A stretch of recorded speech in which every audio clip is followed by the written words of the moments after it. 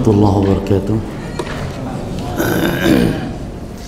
Innal hamdalillah nahmaduhu wa nasta'inuhu wa nastaghfiruh wa na'udzu billahi min shururi anfusina wa min sayyiati a'malina may yahdihillahu fala mudilla lahu wa may yudlil fala hadiya lahu wa asyhadu an la ilaha illallah wahdahu la syarika lahu wa asyhadu anna Muhammadan 'abduhu wa rasuluh sallallahu alaihi wa ala alihi wa ashabihi wa tabi'in wa man tabi'ahum bi ihsanin ila yaumiddin wa sallama tasliman katsira amma ba'd. Ikhwani fid din wa akhwati fillah, azzakumullah. Melanjutkan membahas kitab Aslus Sunnah wa I'tiqaduddin karya dua imam besar, Imam Abu Zur'ah Ar-Razi dan Imam Abu Hatim Ar-Razi rahimahumallahu taala. Kita bahas 2 poin di halaman 128. Ada 2 poin di sini, nomor 26 dan nomor poin yang ke-27. Di antara prinsip akidah ahli sunnah, berkata Al-Imam Abu Zur'ah dan Al-Imam Abu Hatim Ar-Raziyani rahimahumallahu ta'ala, wa nuqimu fardul jihadi wal haji ma'a a'immatil muslimina fi kulli dahrin. Wa nuqimu, dan kita menegakkan kewajiban jihad dan haji bersama para pemimpin, para penguasa atau pemerintah kaum muslimin fi kulli dahrin, pada setiap masanya, yakni berlaku sampai hari kiamat maksudnya. Jadi kita dalam berjihad dan di dalam melakukan ibadah haji itu harus bersama dengan pemimpin. Tidak boleh haji sendirian, tidak boleh berjihad sendirian. Karena haji dan jihad ini berkaitan dengan ibadah yang ada padanya safar. Maka memerlukan kepada pemimpin yang memimpin dalam safar tersebut. Kemudian poin berikutnya, wala naral khuruj 'ala al-a'immati walal qitala fil fitnah. Dan kita tidak berpendapat, ahli sunnah tidak berpendapat, yakni tidak berkeyakinan al-khuruj, memberontak 'ala al-a'immah, kepada para imam atau para pemimpin, walal qitala fil fitnah, dan kita tidak ikut peperangan di dalam fitnah. Perhatikan, peperangan di dalam fitnah.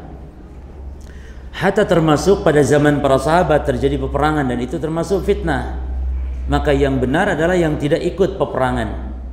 Ya, ketika terjadi peperangan antara Ali dan Muawiyah, peperangan antara pihak, terjadi fitnah antara Aisyah radhiyallahu anha dengan pihak Ali yang disebut perang Jamal, ya, atau perang Siffin antara pihak Ali dan Muawiyah, itu termasuk di antara perang-perang yang di dalamnya ada fitnah.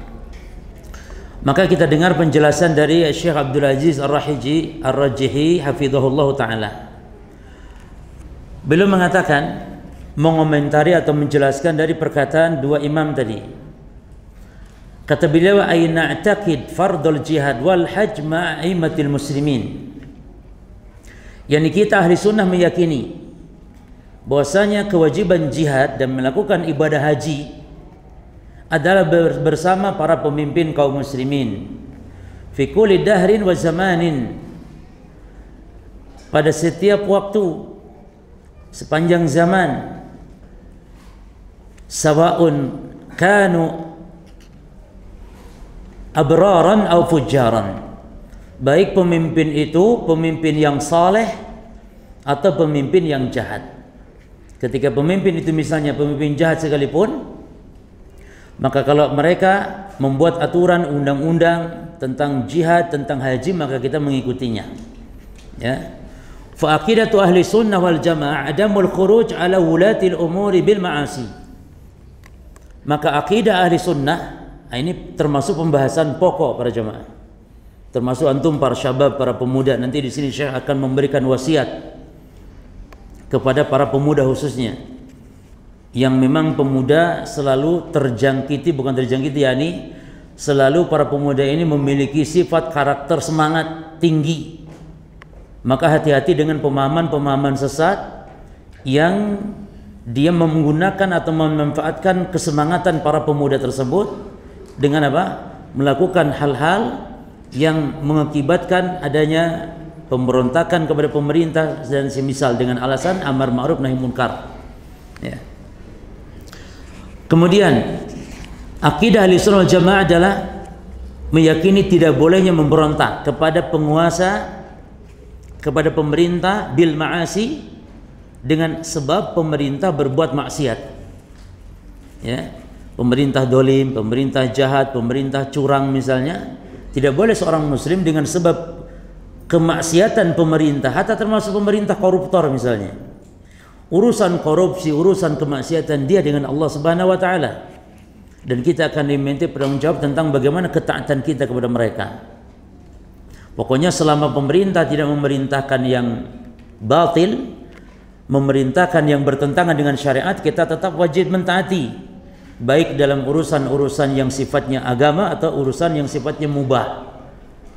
Seperti misalnya tentang peraturan-peraturan lalu lintas, itu termasuk urusan-urusan mubah, kita wajib mentaatinya. Ya. Maka ketika antum di lampu merah berhenti dalam rangka mengikuti perintah Allah agar mentaati pemerintah, maka di situ ada nilai ibadah. Ketika melanggar, misalnya melabrak lampu merah, termasuk di situ ada dosa. Karena itu pemerintah membuat undang-undang. Ya. Wa iqamatu al-hajj wal jihad ma' imamil muslimin wal khalifah, dan menunaikan ibadah haji serta jihad bersama para imam, para pemimpin pemerintah kaum muslimin dan para khalifah. Wa raisi daulah, dan presiden. Rais yakni raja, pemimpin, presiden negeri. Wala yazujul khuruju ala walil amri bil ma'asi inda ahli sunnah wal jamaah, dan tidak boleh memberontak kepada pemerintah dengan sebab pemerintah berbuat maksiat. Ini menurut prinsip ahli sunnah wal jamaah. Bal yajibu sam'u wa ta'a lahu fi ta'atillah, bahkan wajib kita sebagai muslim ahli sunnah untuk mendengar, untuk taat kepada pemerintah dalam hal apa? Dalam hal ketaatan kepada Allah, wa fil umuril mubahah, perhatikan di sini, dan juga dalam perkara-perkara yang mubah tadi, undang-undang yang tidak bertentangan dengan agama, dan itu urusan-urusan dunia seperti undang-undang untuk wajibnya setiap penduduk punya KTP, itu termasuk punya KTP, termasuk bentuk ketaatan kepada pemerintah. Ya, termasuk kawin pakai surat kawin. Kan di kita ada kawin sirri, kawin yakni sah secara agama namun tidak melalui kantor urusan agama catatan sipil, sehingga tidak mendapatkan surat nikah. Nikahnya sah namun ada dosa di dalamnya karena melanggar yakni aturan pemerintah. Kawinnya sah selama ada saksi, selama ada yakni rukun dan syarat pernikahan. Ya. Ammal ma'asi fala yuta'u fiha ahadun. Adapun kalau pemerintah, pemimpin memerintahkan maksiat, maka tidak boleh taat di dalamnya seorang pun. Sebagaimana Nabi SAW mengatakan, la ta'ata lil makhluk fi maksiatil khaliq. Tidak ada ketaatan pada makhluk dalam hal maksiat dia kepada Allah Subhanahu wa taala. Fa ahli sunnati wal jamaah yarawna, maka ahli sunnah wal jamaah berpendapat, yakni berkeyakinan, berakidah, annahu la yazujul khuruj ala wulatil umuri bil ma'asi fa idza fala waliul amr ma'siyatan aw kabiratan. Perhatikan, ahli sunnah wal jamaah berkeyakinan tidak bolehnya memberontak kepada pemerintah dengan sebab pemerintah melakukan dosa kemaksiatan. Jika pemerintah melakukan dosa atau maksiat atau dosa besar, fala yazujul khuruju alaihi li inkari hadhil maksiyah, maka tidak boleh memberontak kepada pemerintah dengan alasan untuk mengingkari kemaksiatan itu. Yani menunjukkan kita ini mengingkari kemaksiatan mereka dengan memberontak tidak diperbolehkan. Wa min ahli ilmi wa ahli basira fa yuqaddimuna an-nasiha bi uslub munasib li wulati al-um. Dan di antara para ulama atau orang yang memiliki kedudukan untuk mendahulukan ya nasihat dengan cara yang cocok, yang tepat bagi pemimpin tersebut. Fa in qabilu falhamdulillah wa illam yaqbalu faqad addan nasu ma'alaihim. Kalau nasihat diterima walhamdulillah, kalau tidak pun maka kita telah menunaikan nasihat. Jadi yang ada adalah nasihat para jemaah, bukan dengan memberontak atau mencemarkan nama baik pemerintah atau dengan cara mengumbar aib mereka di tempat-tempat umum misalnya, termasuk di media-media sosial, ya. Kemudian beliau mengatakan qala Nabi sallallahu alaihi wasallam, Nabi SAW bersabda, innahu sayakunu alaikum umara, sesungguhnya akan muncul di tengah-tengah kalian para pemimpin, wa tarauna asarah, dan pemimpin-pemimpin tersebut kata Nabi kalian akan melihat mereka itu asarah. Asarah yakni suka mendahulukan kepentingannya dibandingkan kepentingan rakyat. Ya, seperti nepotisme, korupsi, nepotisme, apalagi itu yang terkenal KKN apa? Korupsi, apalagi? Kolusi, nepotisme. Itu asarah. Yani mendahulukan kepentingan pribadi daripada kepentingan umum masyarakat. Asarah. Faqala, lalu para sahabat bertanya, qalu ya Rasulullah, fama yasna'u man adraka dzaka minna. Wahai Rasulullah, kalau kami dapati pemimpin kayak itu bagaimana? Kata Nabi, addul haq. Perhatikan prinsip Islam nih. Addul haqq alladhi alaikum wasallallahu alladhi lakum. Tunaikan kewajiban kalian untuk tetap taat kepada pemimpin tersebut dan minta kepada Allah hak kalian. Jadi kita minta hak bukan ke pemimpin. Biarlah pemimpin tidak menunaikan hak, dia berdosa dia. Namun kita minta hak kita kepada siapa? Kepada Allah. Makanya taat kita kepada pemimpin adalah karena sebab ketaatan kita kepada Allah. Maka minta hak kita itu. Minta nanti pahala kita atas taat kita kepada pemimpin kepada Allah Subhanahu wa taala. Maka ketaatan kepada manusia itu jemaah jangan kita harap kebaikan dari mereka. Jadi kalau mereka tetap jahat pun kita tetap taati saja. Sebagai istri misalnya, tolong ibu-ibu perhatikan. Suami walaupun jelek, jahat, kurang baik akhlaknya, tetap istri taati terhadap suami tersebut dalam hal-hal yang bukan maksiat kepada Allah. Dan nanti hak istri minta kepada Allah Subhanahu wa taala. Jangan sebagian istri kalau suami baik taat, kalau suaminya jahat nggak mau taat. Ini keliru. Termasuk kita sebagai rakyat kepada para pemimpin. Wa qala lil ansar, dan Nabi bersabda kepada kaum Ansar, kata Nabi sallallahu alaihi wasallam, satalqauna ba'di asarah. Sepeninggalku nanti, kata Nabi, perhatikan ini sudah Nabi isyaratkan jemaah dan sudah Nabi ramalkan berdasarkan wahyu.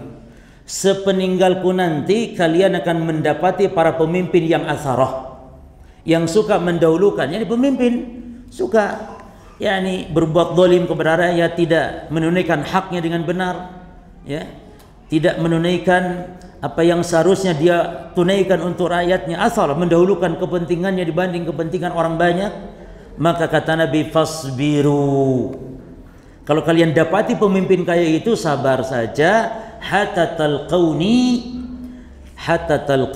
'alal haud, sehingga nanti sabar sampai kapan jemaah? Perhatikan, sampai kalian nanti berjumpa dengan aku di telagaku. Faratukum 'alal haud, aku tunggu kalian di telaga, kata Rasulullah. Jadi kita umat Islam nih yang taat kepada Nabi, yang ittiba kepada Nabi, Nabi tunggu di telaga. Nabi duluan yang datang di telaga dan nanti menjamu setiap umatnya yang datang. Dengan syarat apa? Taat ittiba kepada sunnah beliau sallallahu alaihi wasallam. Karena ketika nanti akan ada yang diusir jemaah dari telaga Nabi. Lalu Nabi pun membela seolah-olah, ya Rabbi ummati, ummati, ya Rabbi ashabi, ashabi. Ya Allah, dia umatku, dia sahabatku, mananya dia umatku. Karena umat Nabi Muhammad, Nabi tahu dia umatnya. Karena ada tanda bekas sujudnya, bekas wudu'nya. Yud'auna ummati yawmal qiyamah ghurran muhajjalin min asaril wudu'. Umatku akan dipanggil di hari kiamat kelak, ada tandanya. Dia tandanya apa? Ghurran muhajjalin min asaril wudu'. Bercahaya wajah dan kakinya karena sebab bekas wudunya. Jadi syariat wudu ada semua umat. bukan kekhususan umat Islam saja. Namun bekas wudu, cahaya di wajah dan kaki ini hanya khusus bagi umat Islam yang tidak dimiliki oleh umat-umat lain. Jadi umat lain wudu namun di akhirat nggak ada bekasnya. Tapi umat Islam berwudu dan di akhirat ada bekasnya. Makanya Nabi tahu dia umatku, dia sahabatku, dia umatku. Namun apa kata Allah atau apa kata penyuruh saat itu? Innaka la tadri ma ahdatsu ba'daka. Kamu tidak tahu wahai Muhammad apa yang mereka ada-adakan oleh umatmu ini dalam agama, berbuat bid'ah, apa yang mereka ada-adakan sepeninggalmu, kamu nggak tahu. Jadi di antara sebab terusirnya dari telaga Nabi, di antara sebabnya adalah orang Islam, umat Islam berbuat bid'ah dalam agama atau mengada-ada dalam agama. Ya, ini bahaya sekali jemaah bid'ah itu. Jadi bid'ah itu pertama dia amalannya tertolak. Man ahdatsa fi amrina hadza ma laysa minhu fa huwa raddun ay mardudun alaih. Jadi siapa yang beramal tidak ada tuntunan berarti amalnya tertolak. Itu satu. Yang kedua jemaah, ahli bid'ah itu bukan semakin dekat dengan Allah tapi semakin jauh. Bagaimana tentang orang Khawarij kata Nabi? Yamrukuna minad din kama yamrukus sahmu minar ramiyah. Mereka keluar dari agama, jauh melesat dari agama seperti melesatnya anak panah dari busurnya. Orang Khawarij, ahli bid'ah. Jadi bid'ah bukan semakin dekat dengan Allah tapi semakin jauh. Dan ikhwan fiddin, perhatikan di antara jalan yang paling mudah untuk menuju surga, jalan yang paling mudah untuk menuju surga adalah dengan menuntut ilmu, dengan mengaji seperti ini. Artinya orang yang tidak pernah ngaji seperti ini, tidak mau ngaji, nggak mau hadir di majlis pengajian, dia akan susah menuju jalan surganya. Karena Nabi mengatakan, man salaka tariqan yaltamisu fihi ilman sahhalallahu lahu bihi tariqan ilal jannah.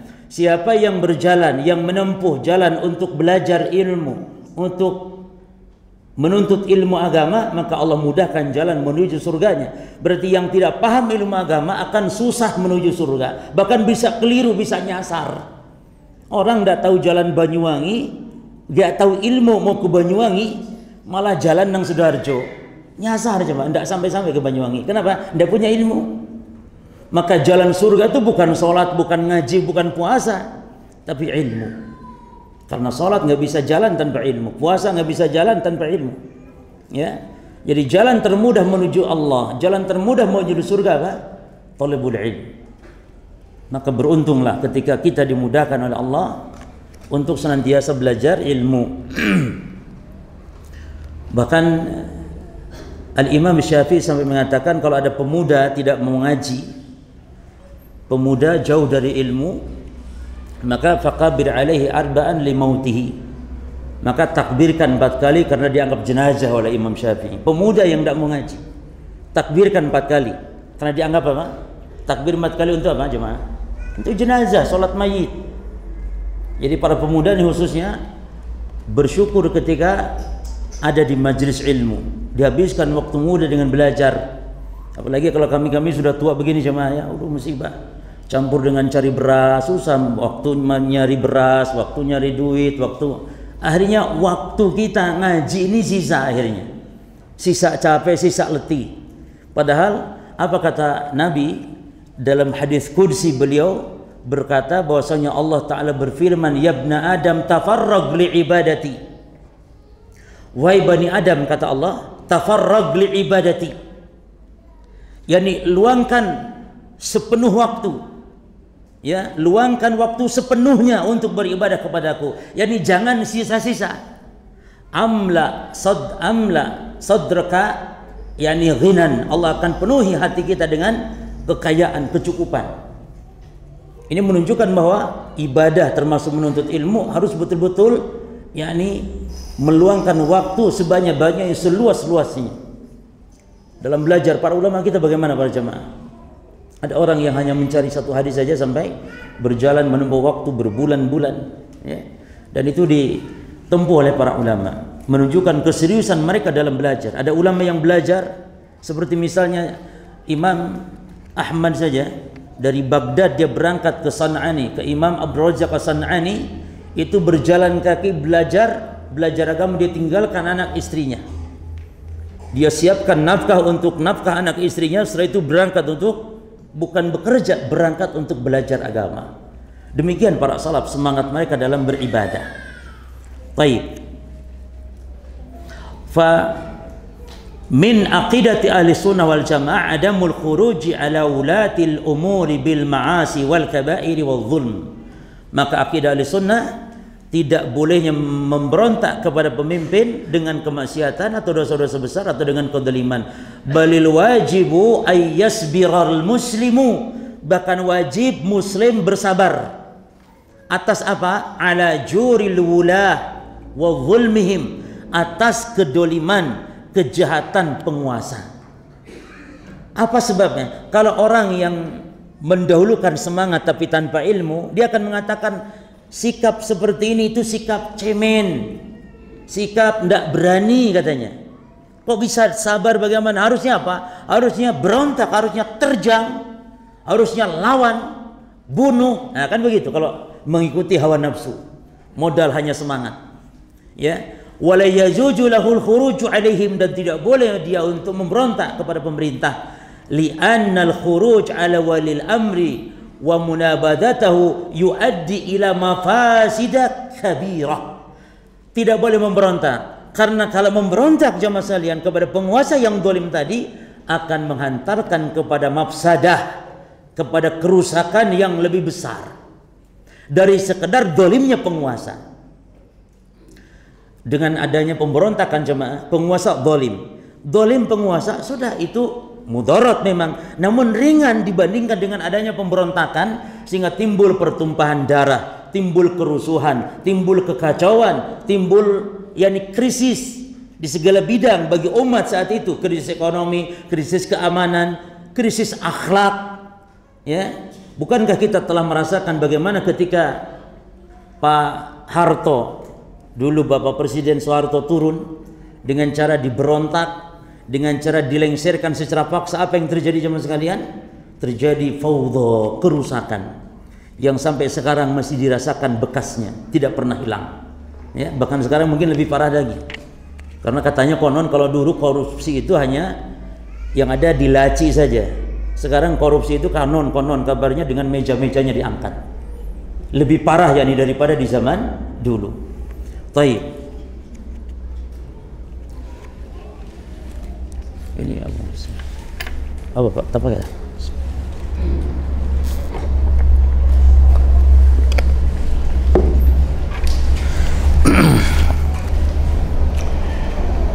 فإذا كان ولي الأمر يعمل المعاصي أو يشرب الخمر أو يظلم بعض الناس أو قتل بعض الناس بغير حق, jika seandainya pemimpin melakukan hal-hal maksiat, misalnya minum khamr, pemimpin suka mabuk, atau dolim kepada sebagian manusia, ya, atau membunuh pemimpin itu kepada sebagian rakyat manusia dengan tanpa hak misalnya, atau memenjarakan sebagian manusia, atau mungkin pemimpin memenjarakan para ulama, para kiai misalnya,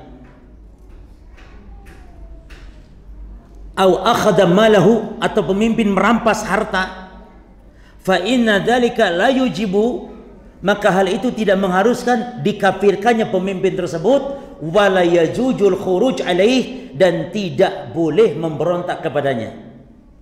Kita sebagai santri dari ustadz, mungkin ustadznya dicekal sama pemimpin, penjarakan, kita tetap tidak memberontak. Bagaimana Imam Ahmad, rakyatnya, umatnya Imam Ahmad menunggu untuk Imam Ahmad mampu mengerahkan massa saat itu untuk menggulingkan penguasa, namun Imam Ahmad tidak melakukannya. Beliau rela di penjara, jemaah.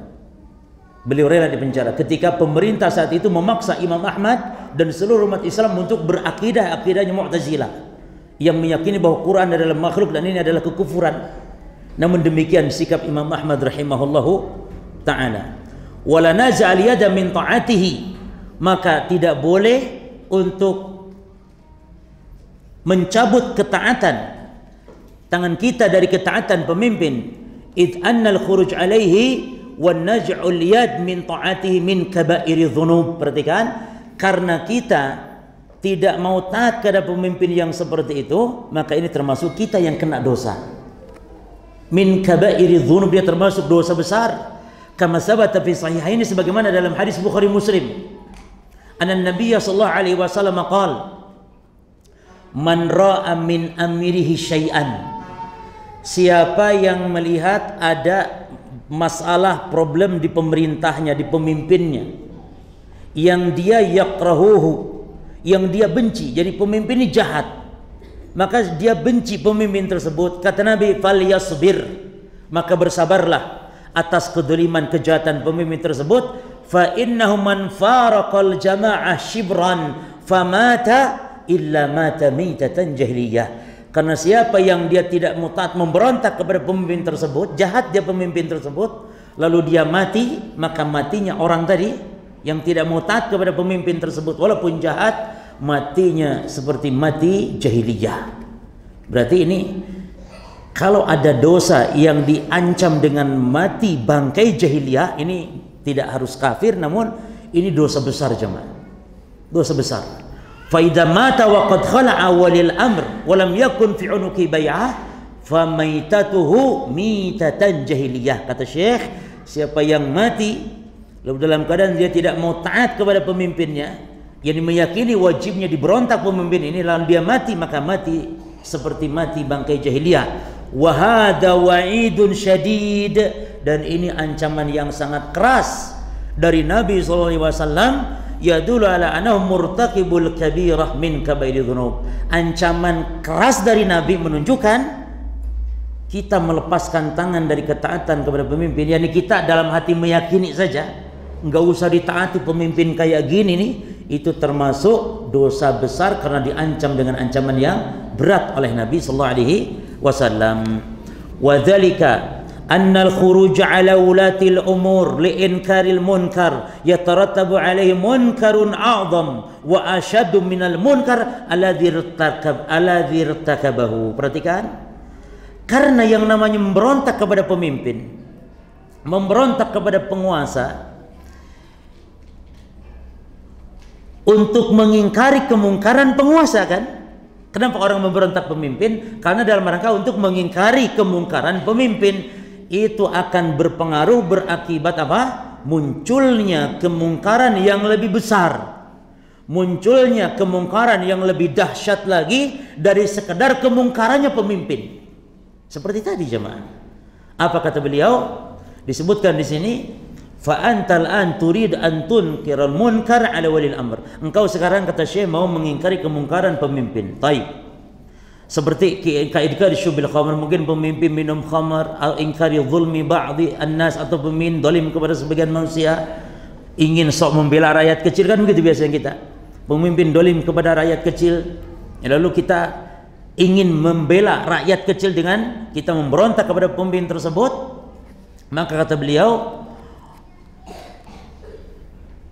idza ankarta alaihi bil khuruj, maka jika engkau mengingkarinya dengan memberontaknya kepada pemimpin, hasalat mafsadatun akbar, maka akan terjadi mafsadah yang lebih besar. Wa dzalika anna waliyal amr la yatruku, perhatikan, karena yang namanya penguasa la yatruku man yakhruj alaihi bal yuqatilu. Karena pemerintah tentu tidak akan diam jemaah. Ketika ada rakyat yang memberontak, pemerintah tidak akan diam. Pemerintah tidak akan, oh silakan ya wis, saya turun ya wis, enggak apa-apa wis, jenengan naik monggo. Enggak ada pemerintah gitu. Tapi dia pasti akan apa? Mempertahankan kekuatannya, bahkan akan kerahkan seluruh tentaranya untuk apa? Untuk mengalirkan darah rakyatnya. Dan itu yang terjadi jemaah sekalian. Maka hindari hal seperti itu. Bahkan pemerintah pasti akan memerangi siapa yang memberontak kepadanya. Fayahsul min dzalika iraqatud dima wa ikhtilalul aman. Maka kalau sudah pemerintah yang melawan kepada rakyat yang memberontak, sudah yang terjadi pertumpahan darah, yang terjadi kekacauan, hilangnya rasa aman tentram. Kemudian musuh-musuh Islam nih mendapat peluang. Ini negara nih, rakyat dan pemimpinnya sedang kacau. Ini musuh Islam nih Musuh Islam seperti Amerika dan yang lain-lain, pokoknya musuh-musuh Islam senang itu untuk dia mudah mengadu domba dan nanti dia mudah masuk untuk merebut kekuasaan. Banyak negara dihancurkan oleh musuh-musuh Islam dengan sebab rakyat dan pemerintahnya di negeri tersebut sedang tidak aman, kacau. Maka hindari jemaah. Tidak boleh ada kekacauan antara rakyat dan pemimpin yang ini memudahkan musuh Islam untuk menguasai kaum muslimin, dan itu sebab kerendahan, kehinaan menjadi bulan-bulanannya orang-orang kafir di kalangan kaum muslimin. Makanya kata Allah, wa in tataku wa in tasbiru wa tattaqu la yadurukum kaiduhum syai'a. Kalau kalian bersabar, bertakwa, maka pengaruh makar musuh itu lemah. Ya. In tasbiru wa tattaqu, kalau kalian sabar dan bertakwa. Maksudnya apa? Pemimpin yang jahat, yang zalim, sabari saja. Jangan adakan pemberontakan. Dengan sabar dan bertakwa, kaiduhum, yani kaiduhum itu maksudnya makar orang-orang kafir, la yadurukum kaiduhum syai'a. Tidak akan memudaratkan jemaah. Lemah kekuatan kafir. Tapi kekuatan kafir akan semakin besar ketika lihat kaum muslimin di negeri, di dalam negeri mereka kacau antara rakyat dan pemimpinnya. Itu sebenarnya hikmah syariat ketika melarang untuk memberontak kepada pemimpin. Taib. Ayyuhuma a'dham wa asyad. Mana yang lebih besar mafsadah jemaah? Mafsadatu zulmi ba'din nas aw wujudi badil ma'asi am mafsadatu iraqatid dima wa ikhtilalil aman? Mana yang lebih besar mafsadah jemaah? Apakah kerusakan pemimpin dolim kepada rakyat, atau kerusakan pertumpahan darah, kekacauan, atau nanti orang kafir bisa merebut negeri ini karena lemahnya kaum muslimin akibat pemberontakan? Mana yang lebih besar? La syakka annal ashad huwal khuruj ala walil amr. Maka jelas kerusakan yang paling besar adalah ketika kaum muslimin memberontak kepada pemimpin mereka. Kaum muslimin memberontak kepada penguasa mereka. Sementara kaidah syariat menyatakan, tolong dicatat kaidahnya, idza wujidal mafsadatani la yumkin daf'uhuma ma'an fa innama nartakibul mafsadatas sughra wa nadfa'u bihal kubra. Saya ulangi kaidahnya, kata beliau, idza wujida mafsadatani, jika didapati dua mafsadah, jika didapati dua kerusakan, la yumkin daf'uhuma ma'an, sementara kita tidak mungkin untuk menghilangkan dua kerusakan ini sekaligus, tidak mungkin. Fa inna nartakibul mafsadat sughra, maka caranya bagaimana? Kita ambil pilih mafsadah yang ringan, karena tidak bisa kita hilangkan dua-duanya, harus salah satu. Maka pilih mafsadah yang ringan dan cegah mafsadah yang kubra. Jadi ambil dua mudarat yang ringan ambil. Fa indanal an, sekarang kita, kata beliau, saya menjelaskan, mencontohkan, ada mafsadah sughra, ada mafsadah kubra. Apa mafsadah sughra? Dolimnya pemimpin. Apa mafsadah kubra? Pertumpahan darah, kekacauan akibat memberontak. Maka kita ambil saja, sudah, sabar atas kedoliman pemimpin. Wis sabar wis. Ya. Contohnya pemimpin memberikan kebijakan yang di luar, ya, batas kemampuan, mungkin semua dinaik-naikkan, ya. Kemudian juga hak rakyat disunat, ya. Dan banyak macam kedoliman, maka kita hadapi dengan sabar. Taib. Al-wajib inda ru'yatil munkar. Ini sebuah kaidah dalam kita mengingkari kemungkaran jemaah.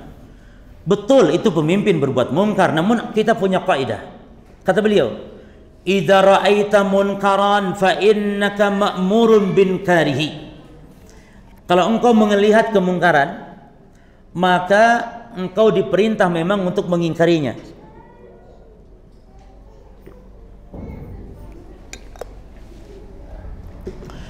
Sebagaimana Nabi bersabda dalam hadis, man ra'a minkum munkaran falyughayyirhu biyadihi. Jika kalian melihat kemungkaran, maka cegah, robah kemungkaran dengan tangan. Tentu bagi yang punya kekuatan, jemaah, ya. sebagai suami kepada anaknya, suami kepada istri, bapak kepada anaknya yang memiliki wilayah. Fa ilam yastati', kalau tidak mampu fa bilisani, maka dengan lisannya. Fa ilam yastati' fa biqalbihi, kalau tidak mampu juga dengan lisan, maka dengan hati ingkari kemungkaran. Wa dzalika adhaful iman, walaupun dengan hati itu termasuk selemah-lemah iman. Namun jemaah, hadis ini memiliki kawaid. Jadi kita betul harus mengingkari kemungkaran. Namun dalam mengingkari kemungkaran yang kita ingin merubahnya ada beberapa kondisi. Perhatikan, muallif membawakan 4 kondisi di sini. Al-halatul ula, kondisi yang pertama jemaah, an yajula hadzal munkar biduni munkarin. Pertama, mengingkari kemungkaran dan tanpa memunculkan kemungkaran yang baru, yakni lenyap kemungkaran tanpa muncul kemungkaran. Maka ini matlub, ini yang diperintahkan, ya. Maka kita diperintahkan untuk menghilangkan kemungkaran sesuai dengan kemampuan, dengan tangan atau dengan lisan. Yang kedua jemaah, ini baik yang dengan tangan atau dengan lisan, tetap pakai kaidah ini. Kalau kemungkaran hilang dengan kita mengingkarinya baik dengan tangan dengan lisan, hilang kemungkaran tanpa muncul kemungkaran yang lain, lakukan jemaah. Ya, mungkin antum sebagai seorang suami di rumah tangganya ada kemungkaran, dengan tangan lakukan.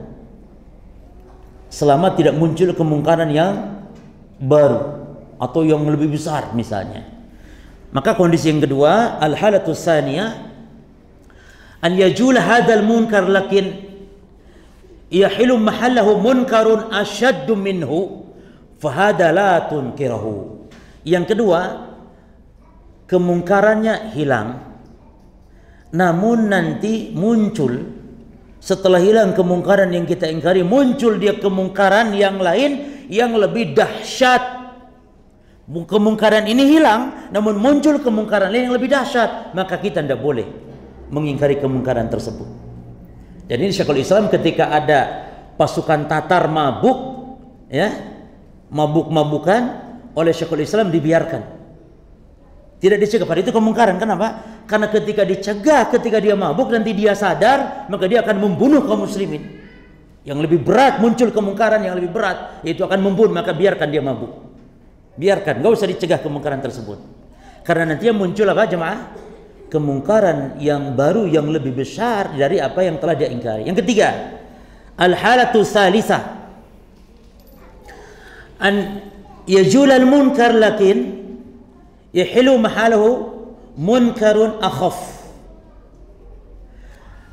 Dicegah kemungkaran dan hilang kemungkaran tersebut, namun muncul kemungkaran yang baru, namun dia lebih ringan kemungkaran itu. Nah, ini tidak apa-apa, ya. Cegah kemungkaran ini, namun muncul nanti kemungkaran yang lebih ringan, tidak apa-apa, lumayan. Orang suka berbuat syirik mungkin, ya.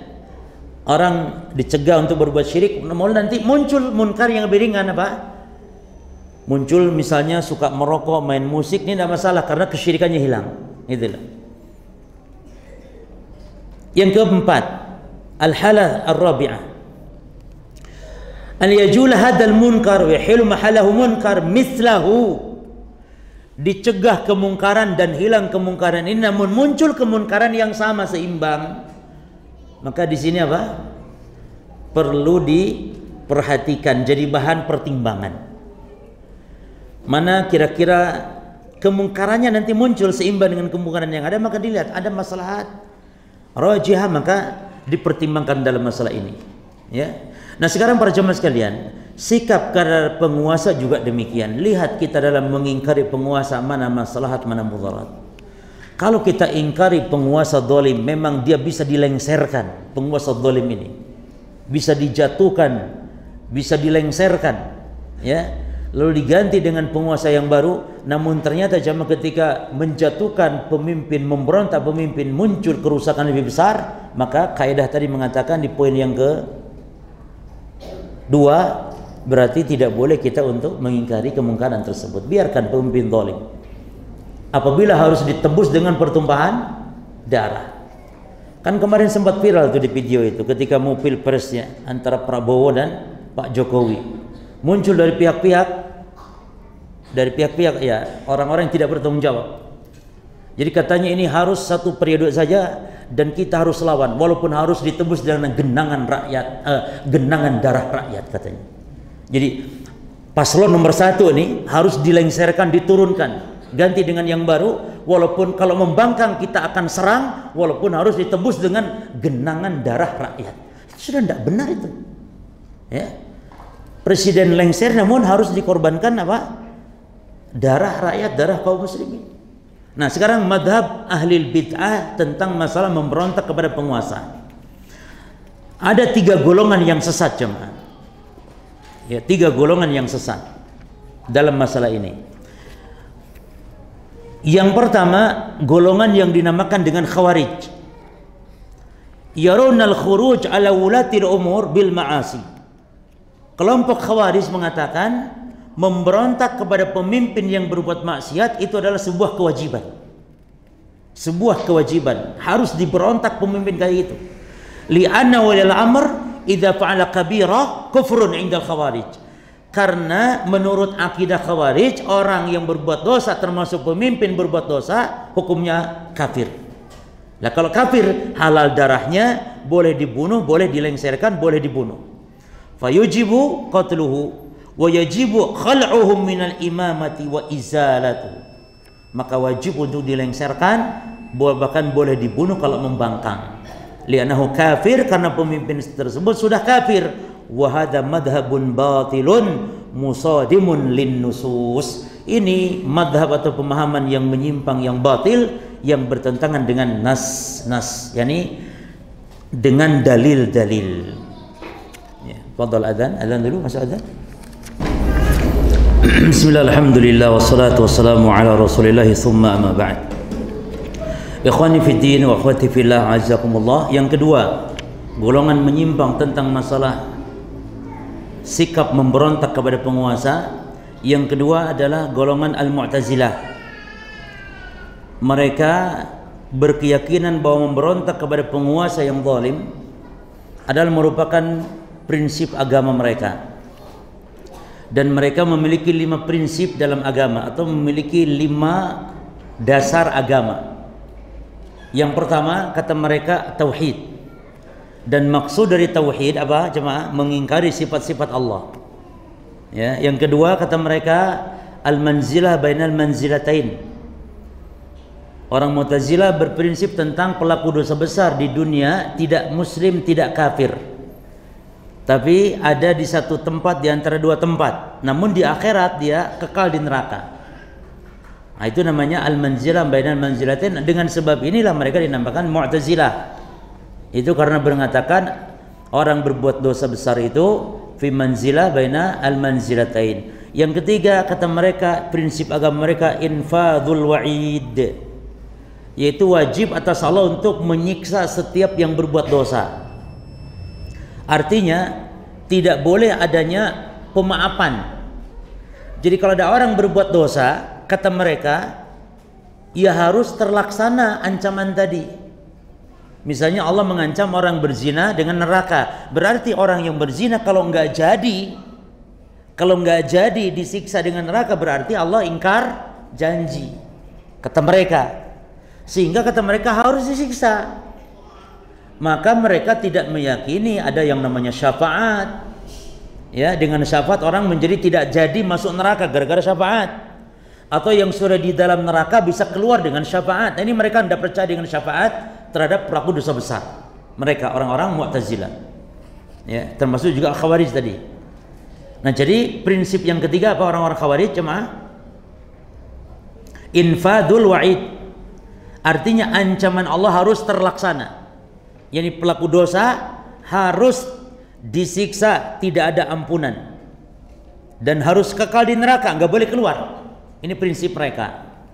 Kalau menurut kita Ahlussunnah bagaimana? Orang berbuat dosa di akhirat di bawah kehendak Allah, bisa diampuni dengan rahmat, dengan syafaat, atau macam-macam dengan doa kaum muslimin. Atau kalaupun disiksa akan keluar dari neraka selama bukan dosa kesyirikan. Yang keempat, jemaah, al-amru bil ma'ruf wa nahyu 'anil munkar, prinsip mereka. Nah, yang dimaksud amar ma'ruf nahi munkar adalah apa? Menggulingkan penguasa-penguasa zalim bahkan boleh membunuhnya. Penguasa zalim. Makanya nih orang-orang Khawarij, orang Mu'tazilah ini sama dalam prinsip ini. Memberontak penguasa yang zalim, bahkan menghalalkan darah mereka. Dan yang kelima, prinsip agama Mu'tazilah apa? Al-adl. Adil katanya. Dan maksud adil artinya apa jemaah? Mereka mengingkari di antara rukun takdir masyiah Allah Subhanahu wa taala, yakni perbuatan hamba yang menciptakan, bukan Allah. Karena nggak mungkin Allah menciptakan apa? Misalnya perbuatan hamba yang berbuat dosa dan maksiat. Intinya adil di sini adalah mengingkari takdir. Makanya Mu'tazilah itu dikenal kaum Qadariyah, mengingkari takdir. Namun yang mereka ingkari masyiah Allah dan al-khalq, penciptaan. Jadi kata Mu'tazilah, makhluk ini yang menciptakan perbuatan mereka, bukan Allah. Berarti mereka ini syirik dalam rububiyah, karena yang menciptakan kita dan perbuatan kita siapa jemaah? Allah Subhanahu wa taala. Yang menggerakkan kita adalah Allah Subhanahu wa taala. Taib, kelompok sesat yang ketiga dalam masalah memberontak kepada penguasa adalah kaum Rafidhah, kaum Syiah. Orang Syiah berkeyakinan memberontak kepada pemimpin-pemimpin yang zalim itu wajib. Kenapa wajib?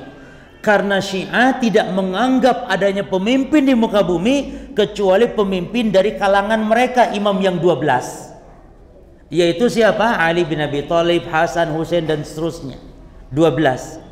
Jadi kalau ada pemimpin di luar dari imam yang 12 yang mereka anggap maksum, maka mereka mengatakan wajib digulingkan, diberontak karena itu pemimpin yang tidak sah. Bahkan Syiah sampai sekarang meyakini tidak ada sholat Jumat, karena sholat Jumat hanya di belakang imam yang 12.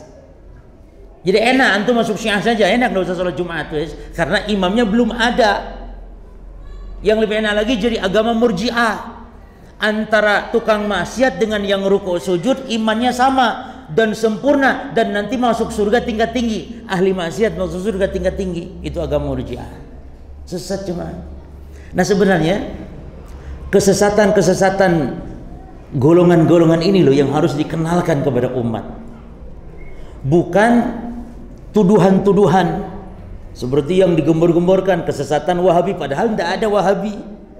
Sementara mereka terus ngomong Wahabi sesat, sementara sesatnya Syiah tidak paham, sesatnya Mu'tazilah tidak paham, sesatnya Khawarij tidak paham, sesatnya yang lain-lain kelompok mereka tidak memahami. Ini bahaya cuma, sehingga akan terjatuh kepada kesesatan tersebut.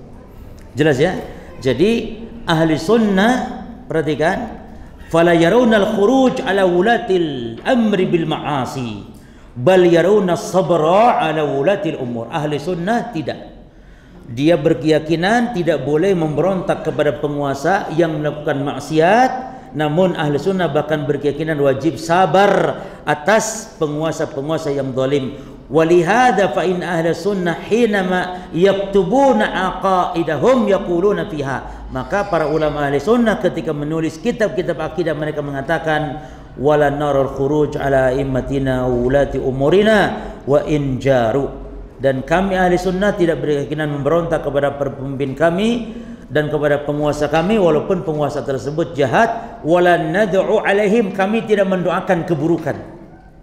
Jadi tidak boleh kawan, kalau ada orang Islam apalagi mengaku ahlu sunnah mendoakan kejelekan kepada penguasa, maka kata Imam Al-Barbahari, idza ra'aita ar-rajul yad'u 'ala sultan fa'lam annahu sahibu hawa.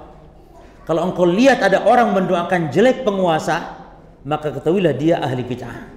Jadi ahli sunnah mendoakan yang baik. Semoga pemimpin ya, doakan kebaikan-kebaikan, diberi kekuatan, diberi kemudahan, diberikan petunjuk, diberikan hidayah.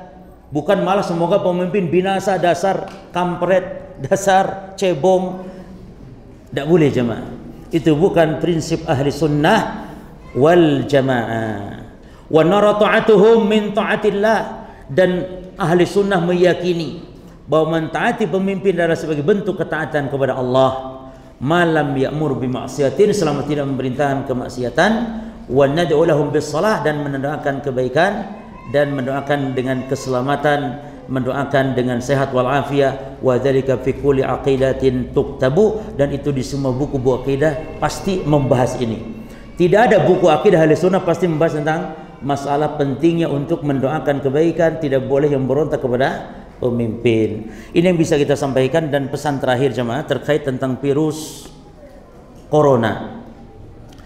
Di antara yang perlu disampaikan bahwa penyebab sebagiannya, jadi di antara sebab, bukan sebab utama, di antara sebab virus corona karena mereka suka mengkonsumsi kelelawar. Dan muncul pertanyaan jemaah, apa hukum makan kelelawar? Kita punya kaidah. Kaidahnya menyatakan kulul akad la kullu hewan naha atau nuhiya min qatlihi fa akluhu haram. Setiap hewan yang dilarang untuk membunuhnya maka memakannya adalah haram. Kata Imam Al-Khattabi, ketika syariat melarang membunuh hewan maka satu di antara dua sebab. Yang pertama, sebabnya bisa jadi memang daging hewan itu berbahaya, atau sebab yang kedua lihurmatihi kabani Adam, atau memang hewan tersebut mulia seperti Bani Adam. Sebagaimana Nabi melarang untuk membunuh katak, kata Nabi, la taqtulu dibda fa inna naqiqaha tasbih. Jangan kalian bunuh katak karena suara rokok-rokoknya atau mengoreknya katak adalah tasbih kepada Allah. Demikian pula la taqtulul khuffash, jangan kalian membunuh kelelawar. Kenapa? Kata Nabi, lama khuriba Baitul Maqdis, ketika Baitul Maqdis dihancurkan, maka qala al-khuffas, Khuffas mengatakan, dia berdoa kepada Allah. Khuffas, kelelawar, mengatakan, ya Rabbi salitni alayal bahar hatta ugriqahum. Ya Allah, beri kuasa lautan untukku agar aku bisa tenggelamkan mereka yang merusak Baitul Maqdis. Dia cinta kepada Baitul Maqdis sehingga mulia kelelawar ini, maka diharamkan untuk dibunuh. Lah kalau diharamkan dibunuh berarti haram dikonsumsi. Sehingga tidak boleh makan katak tuh yang namanya suike. Haram makan katak, haram. Jadi katak atau suike diharamkan bukan karena hidup di dua alam. Mau hidup di 7 alam tidak masalah. Tapi karena katak dilarang dibunuh. Bahkan saat itu tabib datang kepada Rasulullah minta izin untuk dijadikan pengobatan katak ini, kata Nabi, tidak boleh. Fanah Nabi sallallahu alaihi wasallam an qatlihi. Nabi akhirnya melarang membunuh katak tersebut. Sekali lagi termasuk jemaah binatang yang diperintahkan dibunuh juga haram dimakan. Nabi memerintahkan membunuh apa? Contohnya al-fa'rah, membunuh al-hayyah, membunuh ular, membunuh tikus. Ular diperintahkan dibunuh, maka ular nggak boleh dipelihara, malah dipelihara. Bunuh. Diperintahkan membunuh tikus, membunuh al-qalbul uqur, anjing galak. Anjing tuh jemaah kalau ada anjing galak ngejar-ngejar, sudah malam-malam karungin, buang. Bunuh, sembelih, kubur sudah. Anjing itu bunuh jemaah. Anjing galak ya, al-qalbul uqur. Ambil karung malam-malam, ambil sembelih, kubur sudah. Tidak boleh itu dibunuh. Bagaimana binatang yang diperintahkan dibunuh kok malah dikonsumsi? Konsumsi tikus misalnya tidak boleh. Termasuk jemaah yang diperintahkan dibunuh adalah katak atau toke. Kata Nabi, man qatala wizaqan bidarbatin wahidah kutibat lahu mi'atu hasanah. Siapa yang mampu membunuh toke, membunuh cecak dalam satu pukulan, maka dicatat 100 pahala. Yang membunuh di 2 kali pukulan mati, maka kurang dari 100. Yang 3 kali kurang lagi. Yang 17 kali baru mati, tidak ada pahalanya berarti. Yani membunuh toke atau cecak itu sekali pukul mati itu luar biasa. Saudara kita jualan pistolnya itu, kalau mau beli, ada Pak Tony di sini. Jadi jemaah, antum tahajud sudah tidak pernah, sedekah tidak pernah, mboya bunuh-bunuh toke gitu, 100 pahala. Nah, toke termasuk yang diharam dikonsumsi. Maka alhamdulillah umat Islam makanannya luar biasa. Dan jemaah, ada suatu hal yang sangat rahasia. Di antara rahasia firman Allah ketika Allah berfirman kepada para rasul. Apa kata Allah? Ya ayyuhar rusul, qulu minat thayyibat wa'malu sholihah. Perhatikan ayatnya. Wahai para rasul, makanlah yang halal dan lakukan amal soleh. Perhatikan lafadznya. Allah perintahkan makan yang halal, lalu Allah perintahkan beramal soleh. Kata Imam Ibnu Katsir, makanan yang halal adalah aunun, sebagai bentuk pertolongan, memudahkan seorang untuk beramal soleh. Sebaliknya, makanan-makanan yang haram, baik haram zatnya seperti babi atau haram caranya seperti nipu, curang, korupsi dan semisalnya, maka akan menyulitkan, menjadikan seseorang berat untuk beribadah kepada Allah. Maka tuduh diri antum sendiri kalau antum merasa berat beribadah, bisa jadi makanan haram masuk ke dalam tubuh kita, maka hindari, jauhi. Ini yang bisa kita sampaikan. Makanya sahabat Sa'ad bin Abi Waqqas, apa rahasia Sa'ad doanya selalu diijabah? Karena Nabi pernah berwasiat, kata Nabi, ya Sa'ad, atib mat'amak tujab da'watak. Wahai Sa'ad, makanlah yang halal, doamu pasti diijabah oleh Allah. Sehingga Sa'ad dikenal sahabat yang doanya selalu diijabah. Sehingga kata para sahabat, wahai Sa'ad, apa rahasiamu? Kata Sa'ad, tidaklah satu suap makanan masuk ke mulutku kecuali aku tahu makanan itu halal atau haram. Jadi dia tidak mau makan kecuali yang halal. Sa'ad doa diijabah. Namun juga para jemaah, tidak ada dikenal para salaf padahal doa mustajab sudah dijamin itu. Tidak ada mereka yang memposisikan diri sebagai profesi tukang ruqyah. Ayo tidak? Ada enggak para salaf profesi tukang ruqyah? Apalagi ini Sa'ad bin Waqqas. Doanya mustajab. Kalau jadi buka klinik ruqyah, wah itu laku keras itu. Ruqyah Sa'ad bin Abi Waqqas, doa selalu diijabah oleh kata Nabi oleh Allah. Wah itu langsung. Namun tidak ada yang jadi peruqyah. Ini menunjukkan indikasi pada jemaah, tidak perlu kita menjadi seorang tukang ruqyah, tapi setiap muslim harus bisa meruqyah masing-masing. Setiap muslim meruqyah, baca Quran, masa tidak bisa? Sehingga sekarang ini muncul tukang-tukang ruqyah yang hakikatnya dukun, seperti Ningsih Tinampi itu. Awalnya Masya Allah nampak, lama-lama sudah ini kebongkar sekarang. Bagaimana dia pengakuan sampai bisa menghadirkan Nabi dan semisalnya, juga dia perang sama jinnya. Nah ini menunjukkan banyak. Dan ciri-ciri dukun nih kawan, dia baca Quran juga. Ciri-ciri dukun nih, dia baca Quran, namun nanti di tengah-tengah bacaan Quran dia tiba-tiba pelan suaranya. Pertama baca Quran keras, keras, tiba-tiba pelan. Nah itu dukun sudah. Kenapa baca Quran pelan-pelan begitu? Awalnya keras karena dia sedang meminta, sedang membaca mantra-mantra, dan demikianlah bacaan Quran untuk menipu saja. Ya. Padahal hakikatnya adalah dia dukun. Tahu ya? Jadi virus corona sebabnya karena makanan yang buruk, ikhwan. Allah timpakan penyakit, waliyadzubillah. Namun bagi muslim sebagai hiburan jangan khawatir. Kalaupun orang Islam terkena virus, namun itu sebagai ciri mati syahid, ciri mati husnul khatimah. Kata Nabi, at-ta'un syahadatun likulli muslim. Mati kena virus, mati kena wabah adalah bentuk syahidnya seorang muslim. Jadi muslim itu kalau mati kena virus corona, mati syahid, mati husnul khatimah. Tapi jangan, ya Allah matikan saya kena virus corona, jangan. Ya minta keselamatan kepada Allah. Namun kalau kena, sudah, itu adalah ciri insyaallah matinya husnul khatimah. Wallahu a'lam bishawab. Ini yang bisa disampaikan dan bermanfaat. Subhanallah wa bihamdika asyhadu an la ilaha illa anta astaghfiruka wa atubu ilaik. Assalamualaikum warahmatullahi wabarakatuh.